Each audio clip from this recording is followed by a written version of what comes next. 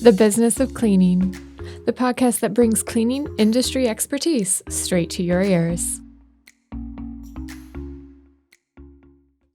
Hello, everyone, and welcome back to The Business of Cleaning. My name is Haley Morris. I'm your podcast coordinator and host, and with me for the month of February, I have Mark Warner.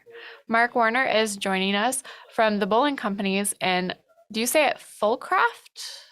You could actually call that Philadelphia.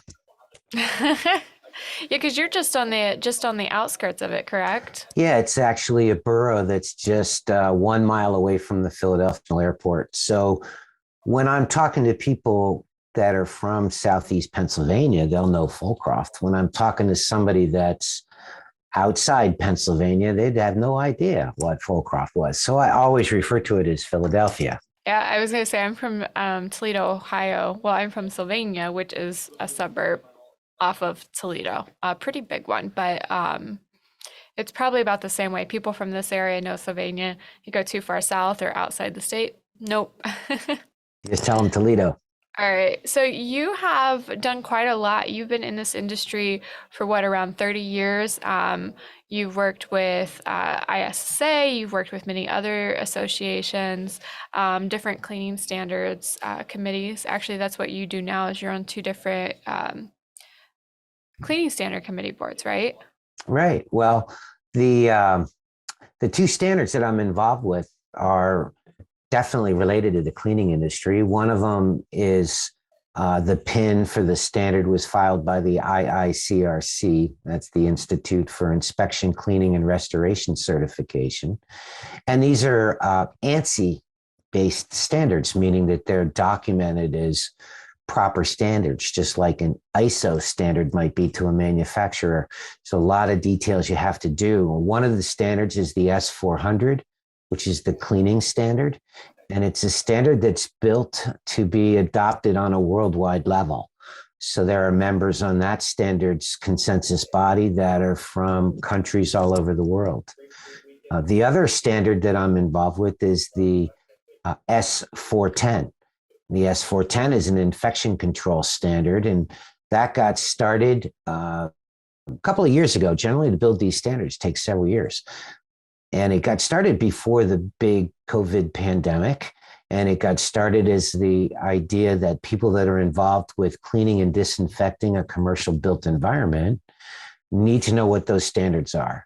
People in healthcare know what the standards are. They've lived them for years. But people that are involved in just a basic everyday commercial built environment, they don't generally have that background. So the S410 infection control standard isn't aimed at healthcare, it's aimed at the rest of the world and what they need to know and what they need to try to achieve. A standard by definition is successful outcome, or a desired result.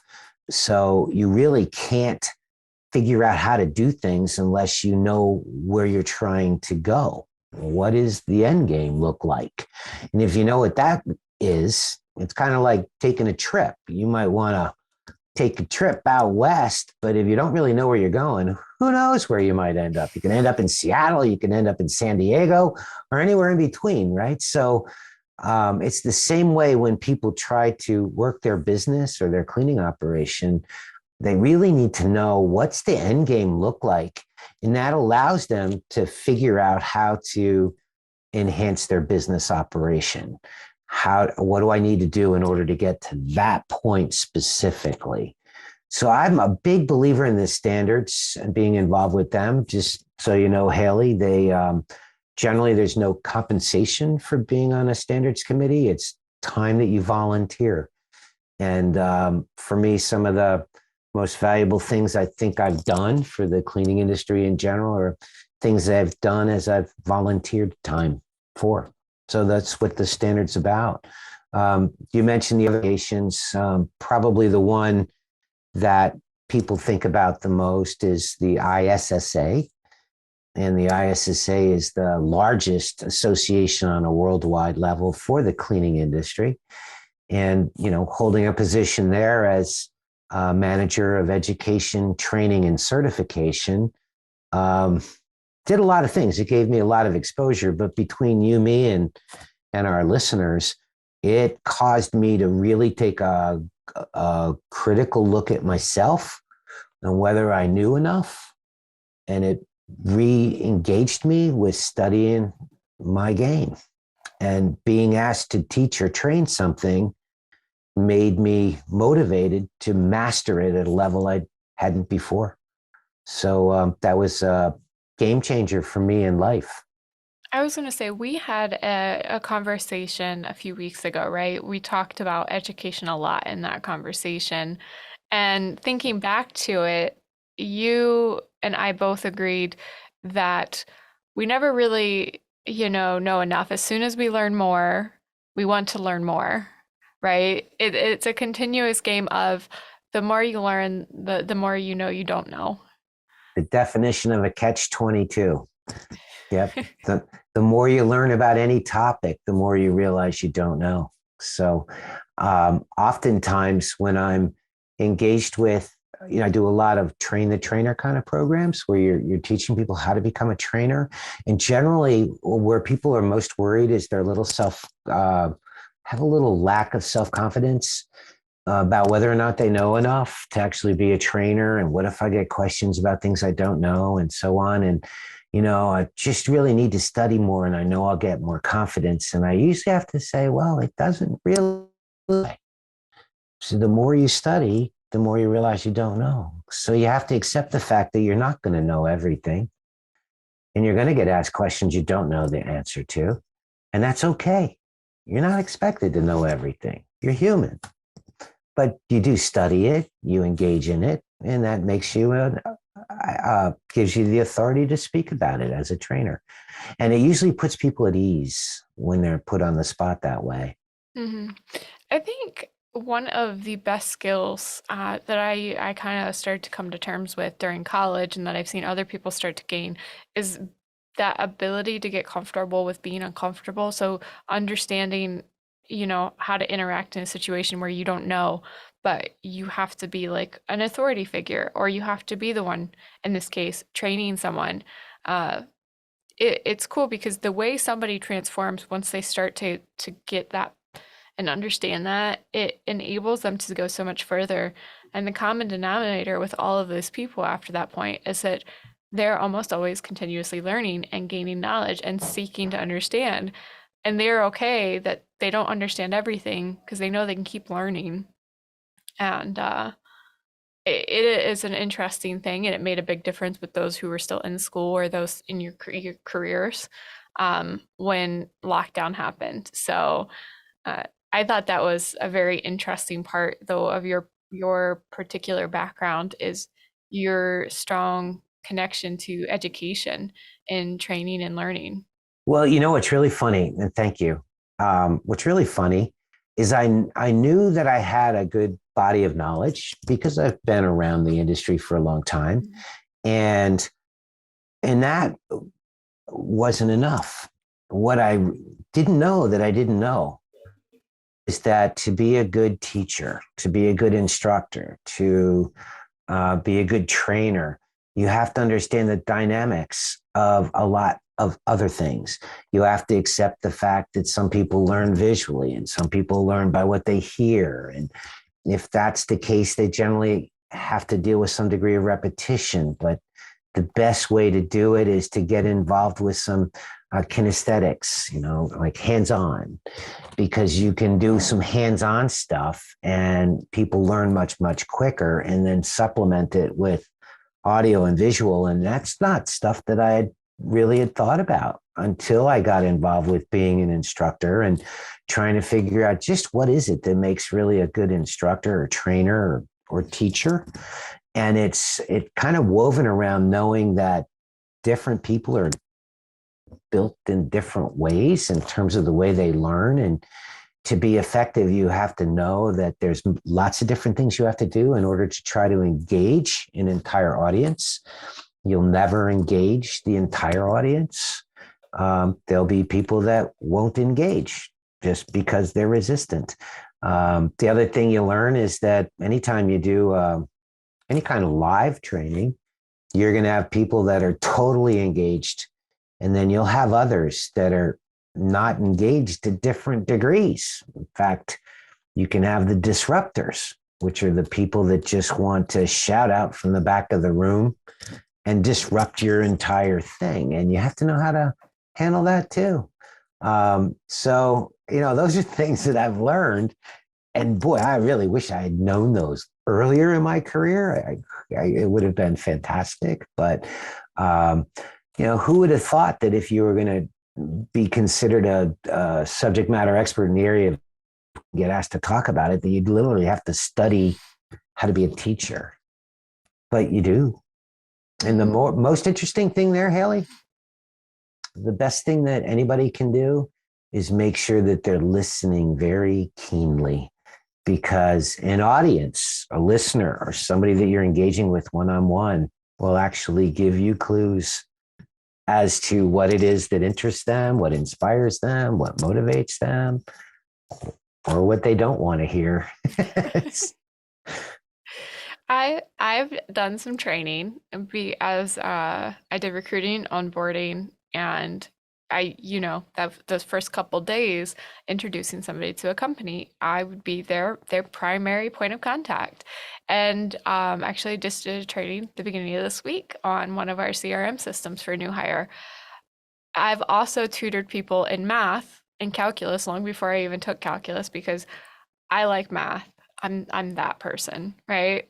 And the one thing I learned early is most people will not tell you when they don't understand something. They will just sit there and bemoan it because they're uncomfortable speaking up. And so I learned to pick up on body behavior and body language to tell when somebody isn't quite missing something.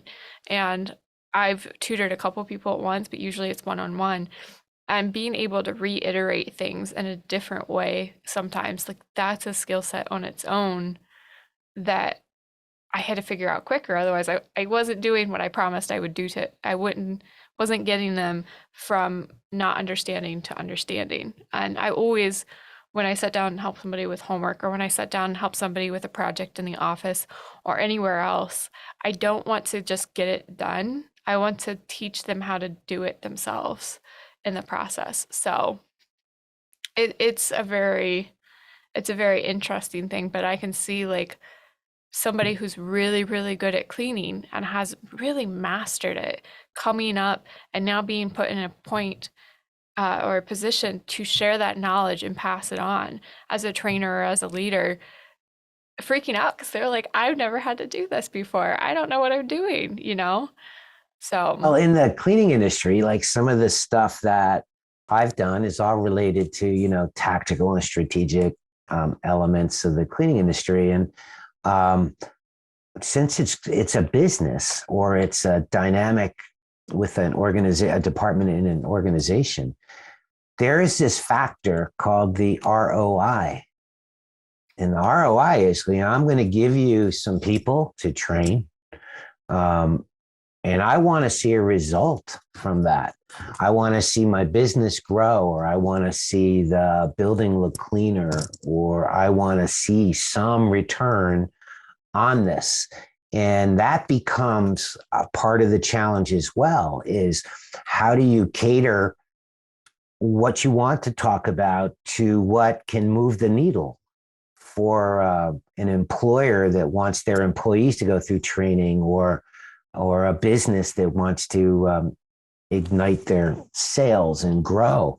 That's how they measure it. And that starts to really get intense at that point, because it's not just about getting them to master the knowledge, but knowledge by itself doesn't move the boat.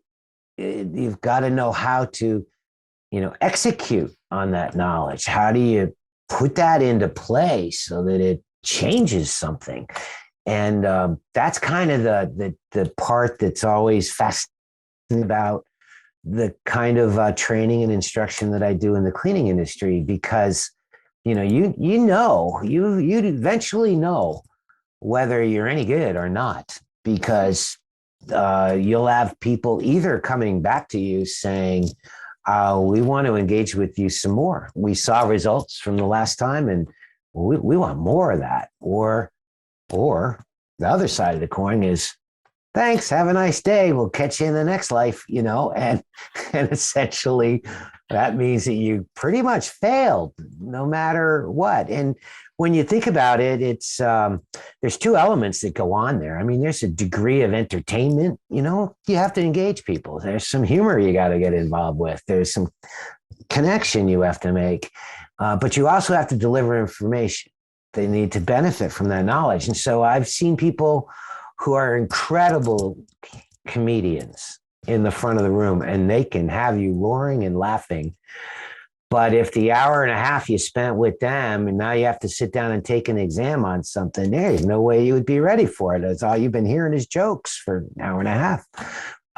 So, the other end of it is you can have somebody that is so preoccupied with the details that they need to cover that the audience literally falls asleep as you're trying to impart that. So there's that little bit of balance between education and entertainment. I've heard the term entertainment used. So that's a mixture of those two words. But the bottom line within the business of cleaning, for example, is that normally what people are trying to do is, when I talk about moving the boat forward, they're trying to fine tune their game on a couple different levels. What people initially might think, Haley, is that the training is all about tactics. How do I clean a better carpet? How do I make the restroom appear cleaner? How do I clean this hotel lobby better so that it looks more prestigious? The tactics of cleaning is only one piece of it. Because you could be very much of a master of some of the tactics of cleaning and have no skill set at trying to manage a team of people that are all sent into a building or a campus in order to try to attack it. At that point, instead of tactics, you're starting to study things like the strategies. What cleaning system design am I going to use? There's at least 6. We can talk about that a little later. But the other thing that people don't realize is that everything we touch, if we're going to clean it, there are 3 different and distinct things that we do to them. On a daily routine basis, we might go after dirt and soil, but that's only going to last so long until it looks like a dog's breakfast. And then you got to, pull out the cannon and go after it with heavy duty restorative work. You think about a floor, for example, you can only mop it clean so many times before it just won't respond anymore. And then what people will do is they'll strip it all out and refinish it. But that's not all people do with floors, for example. There's a million things you do in between in order to keep and maintain a floor so it looks well and works well. There are things like top scrubbing and recoating and dealing with traffic lanes. And think about the supermarket you go to. They're dealing not with the whole floor the same. They're dealing with areas that are wearing out faster. They deal with that more aggressively than other areas that don't get a lot of traffic. You could say the same thing about an office building with carpeting.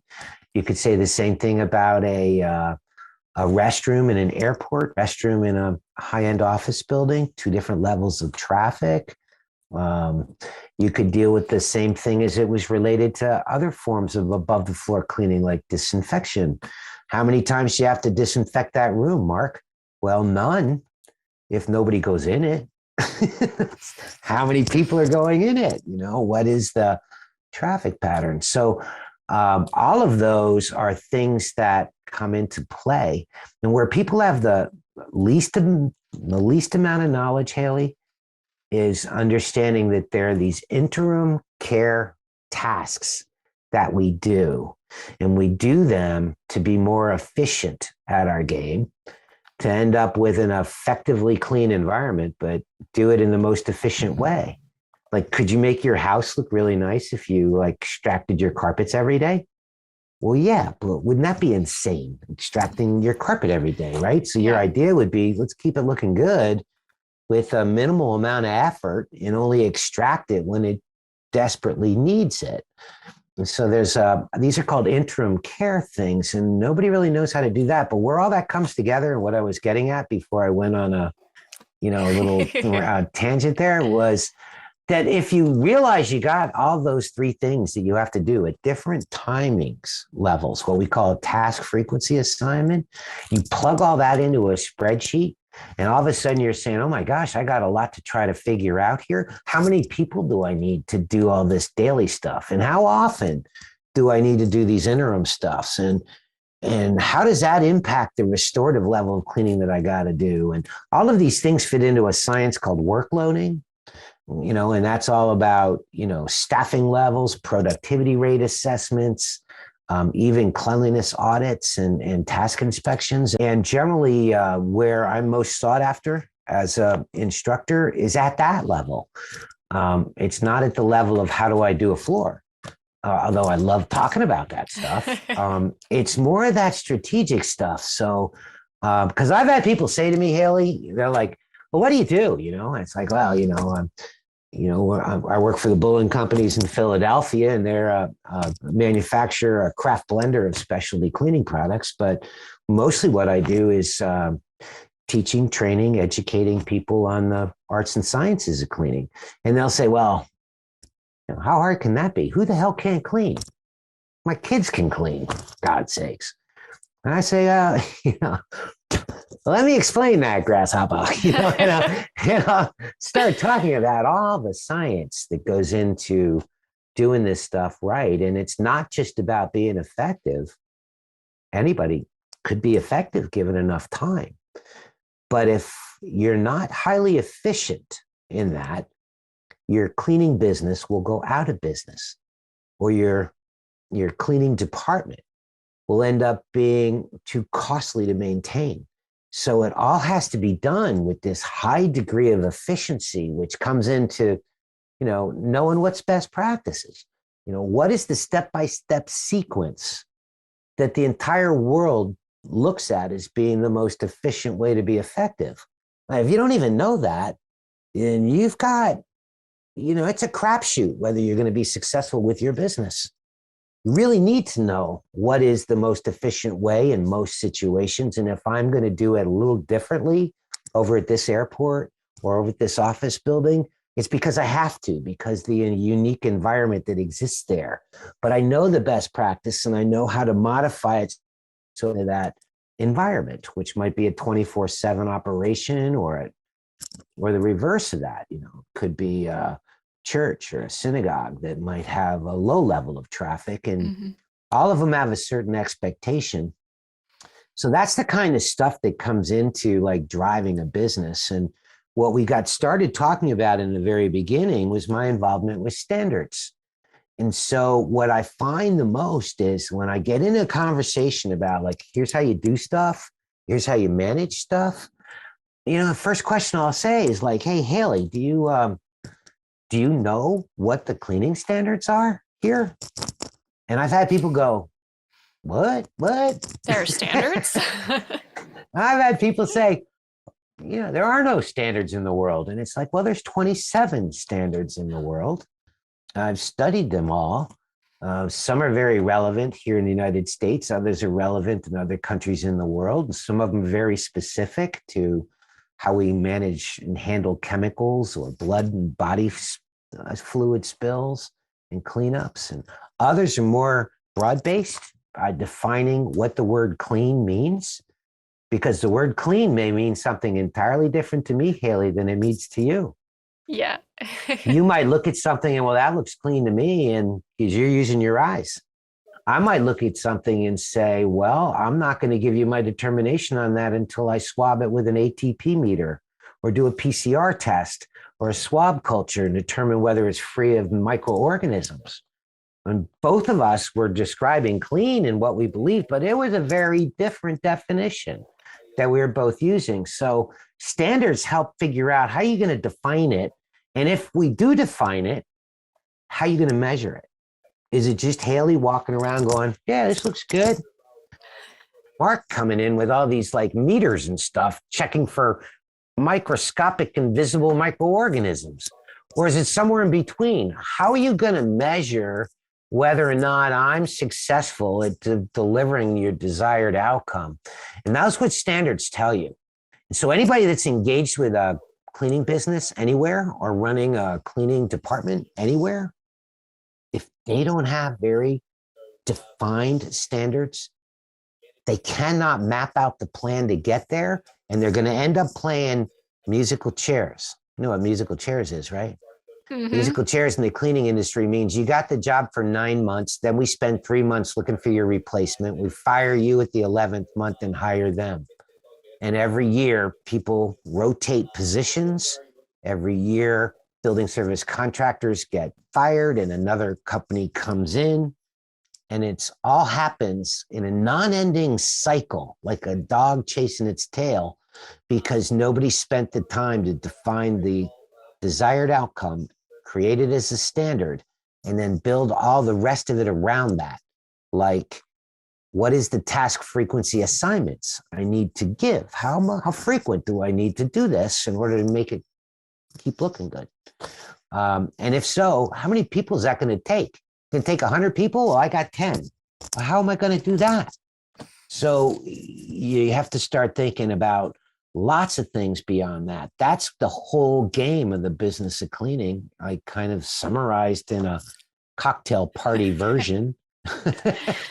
There, yeah, and I guess that's the point too, right? There's a lot of moving parts, there's a lot of nuances, and there's a lot of the soft skills that come into running a cleaning business that you don't see sometimes right away. If you were a cleaner that started off independently and grew your business because you had great success, because you did it well, right? But when you get into a position to lead an actual business that you've grown that far, if you're not looking at all these different things and sorting them out, things will start to fall apart.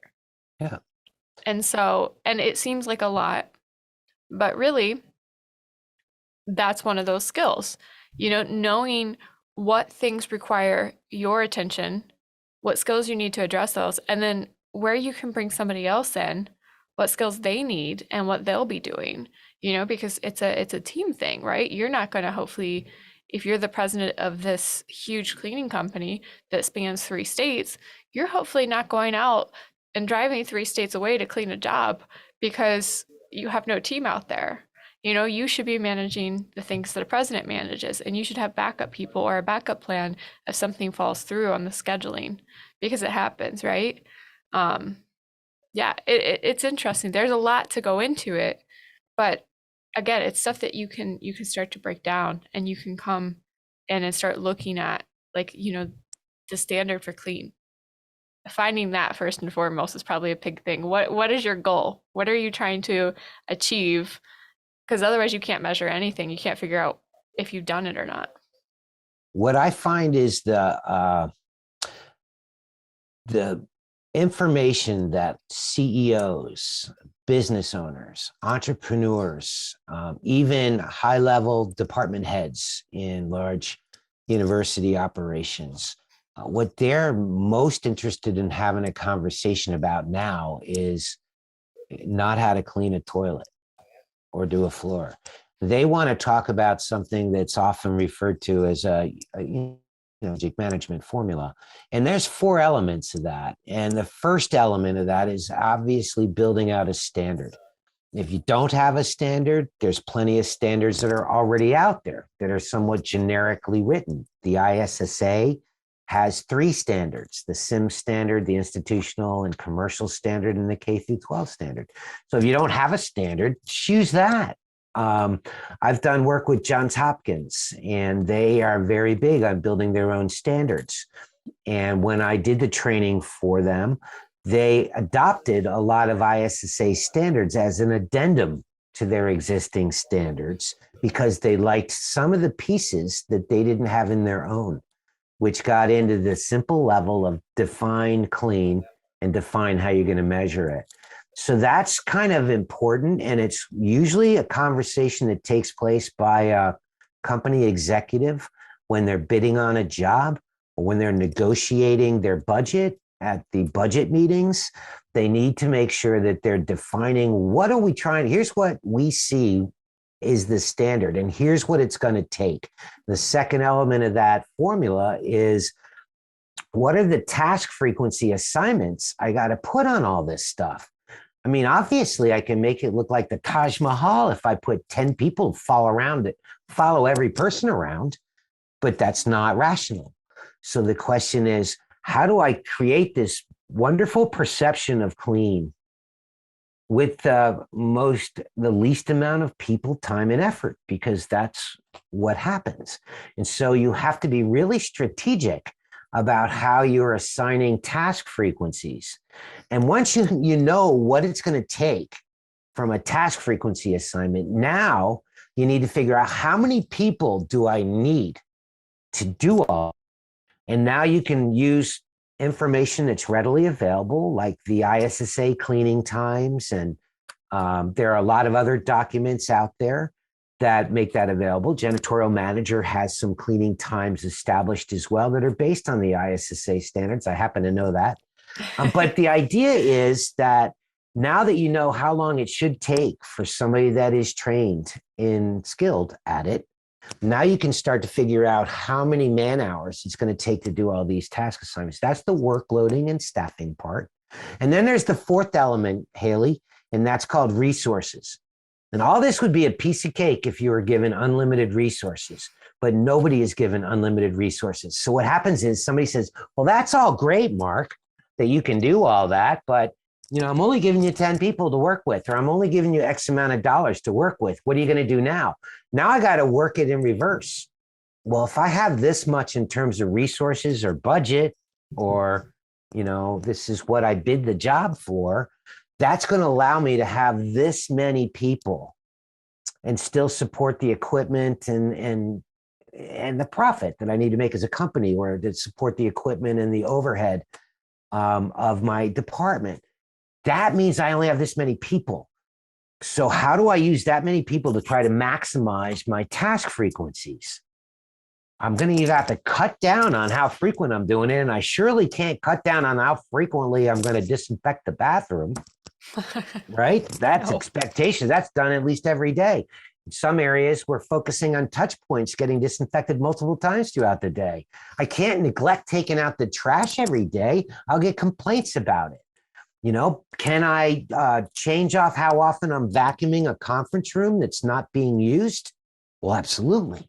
So maybe that's where I pick up those, even though I'm supposed to vacuum this whole floor every day. If the room wasn't used, maybe I can pick up some hours by not vacuuming it if the room is not used, and deploy that hours somewhere else where I can have more of an impact on the perception of clean. And if I do all that, I'm going to end up with a result that might be a little different than what we talked about in our meeting for a standard. I need to have somebody agree to that.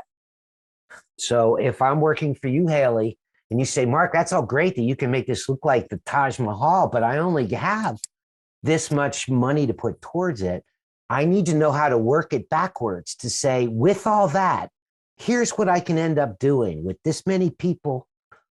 And this is the result that I'm going to get. If I do that, is that acceptable to you, Haley?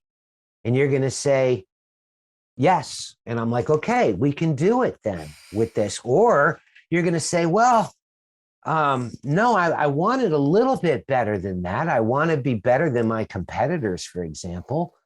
How much more would it take to raise that a little higher, closer to what we originally talked about as our desired wish list for a look?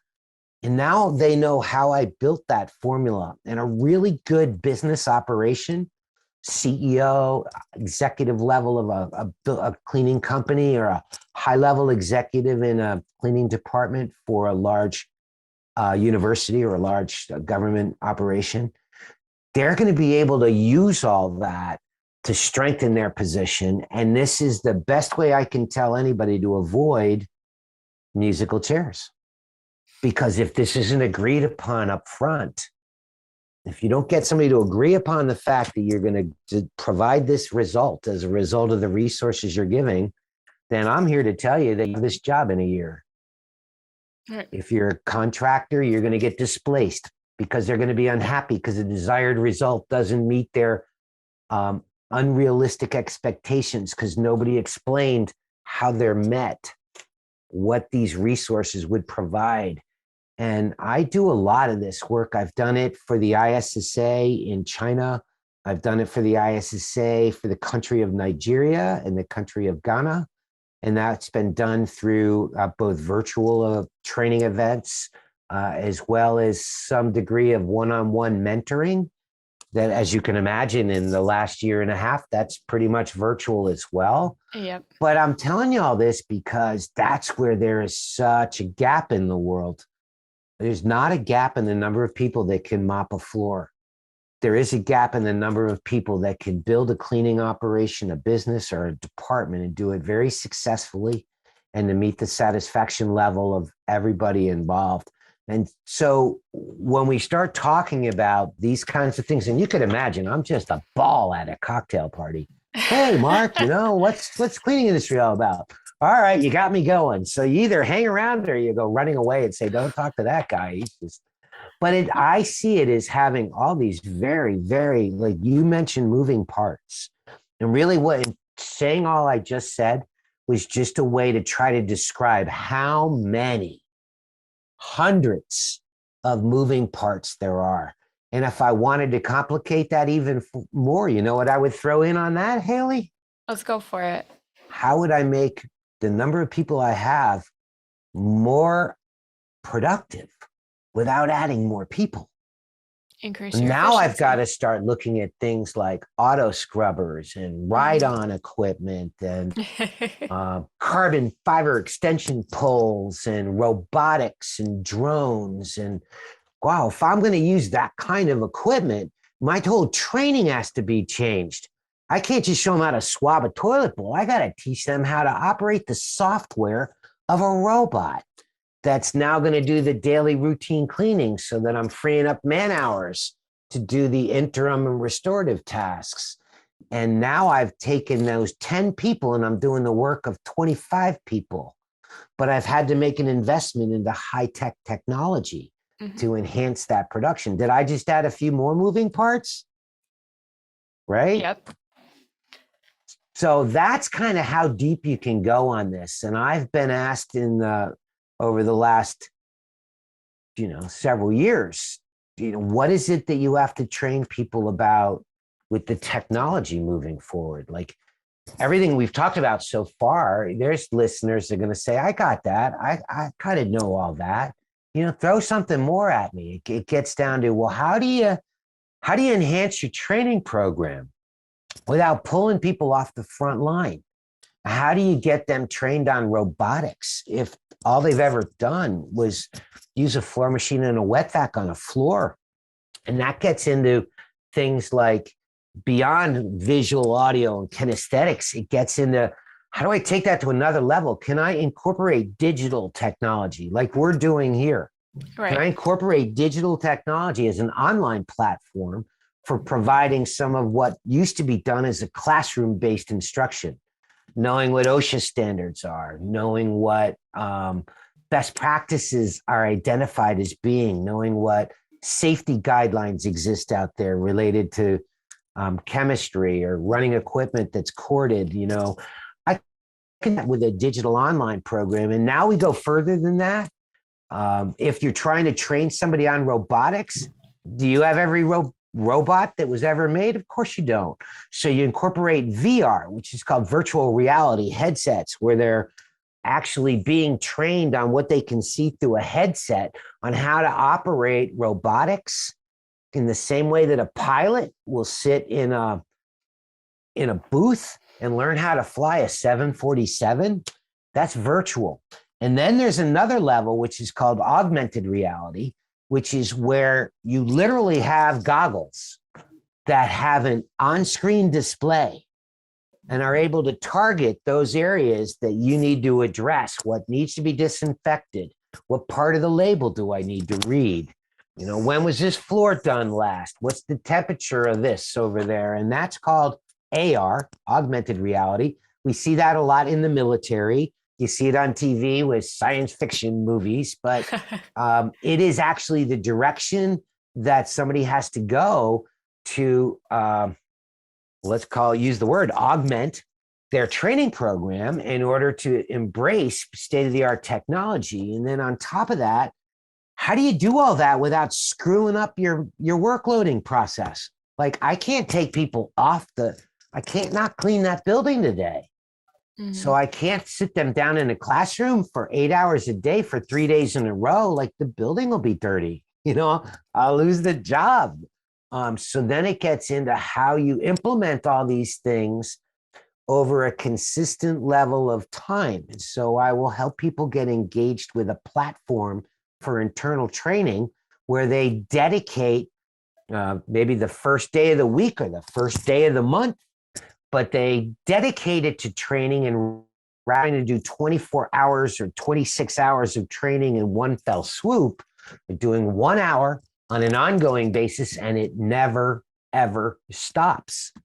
At some point, if you run out of brand new state-of-the-art material, you cycle back to the basics, just like an Olympic athlete does. At some point, they have practiced so much on their advanced techniques in their sport that they cycle back and try to re-engage with the basics.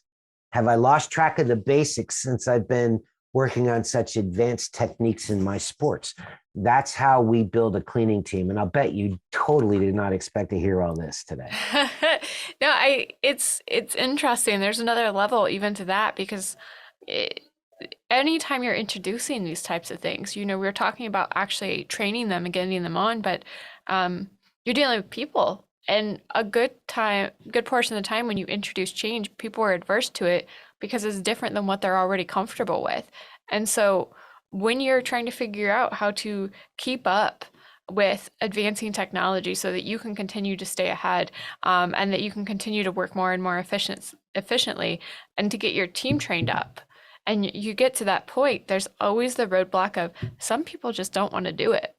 Like even if they're doing training once a week, every hour, they come upon something new that's completely different than what they've been doing, and they're like, "Well, I'm not doing it that way. That's stupid." Um, so So, there's even another layer of it. So yeah. And that's when you incorporate the reverse psychology of peer pressure, which basically means introducing something as a pilot program with a team that will succeed with it so that they can get excited about it. And it creates a degree of jealousy within other operations. They have that high tech stuff and I don't. And that's when you introduce it to the people are going to be initially most resistant, because now they're asking for it rather than feeling as though it's being forced upon them without them being a stakeholder in the decision that's being made. And that's part of what goes into training at a strategic or management level, is teaching people how to get their team to engage with new technologies. And there's a whole science, as we're talking about, there's a whole science around that as well. And people that can do that really well and help others get through that, they're very valuable people in the cleaning industry. And there's many of them. There's many people that have that skill set, but not as many as you might think. well, I'd say they're valuable in any industry. So that's one thing you have to watch is having good people that can come in and change mindsets gradually over time. That's a powerful thing, especially at that level.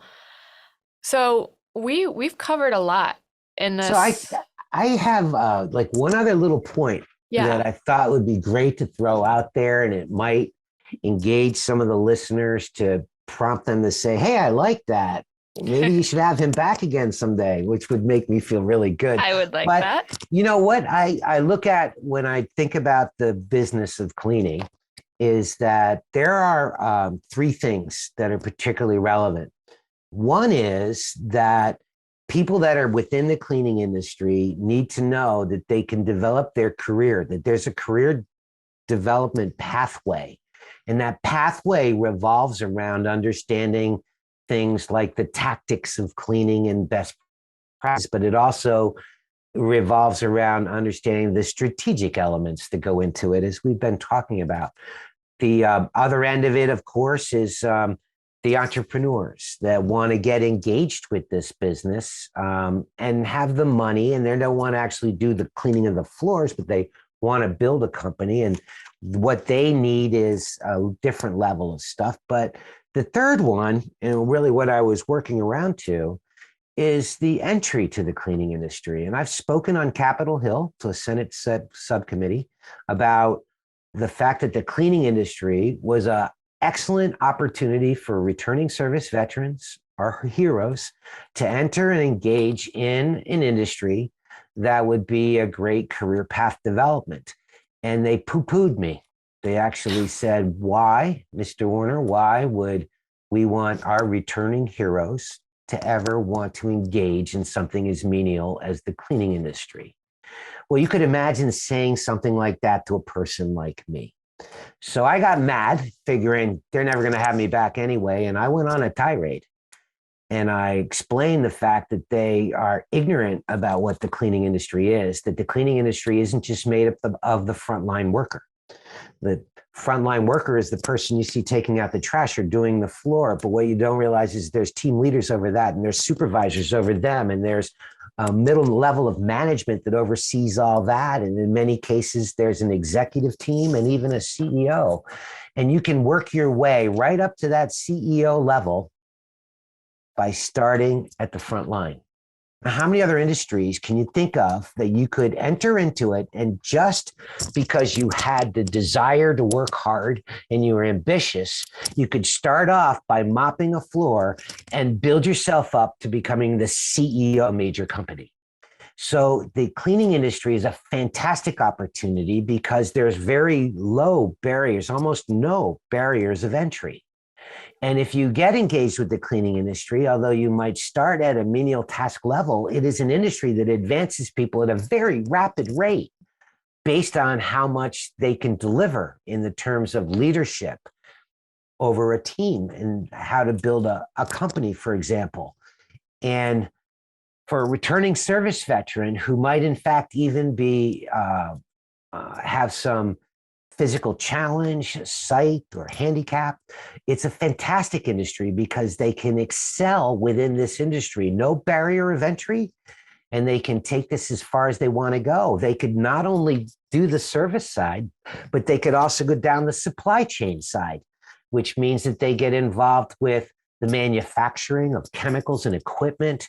They might get involved in the distribution of those chemicals and equipment out to the end users, or maybe they get involved with the science of R&D, of creating brand new chemistry and brand new equipment. And then there's a third leg to the stool, and that is maybe they're passionate about it and they decide they want to be an educator, a trainer, an instructor, a writer that can advance the industry in that way. These are dynamic paths. And if you told anybody that they could rise in any industry to the level of becoming a CEO or an educator in a college, or be able to become, well, you get my point. Yeah.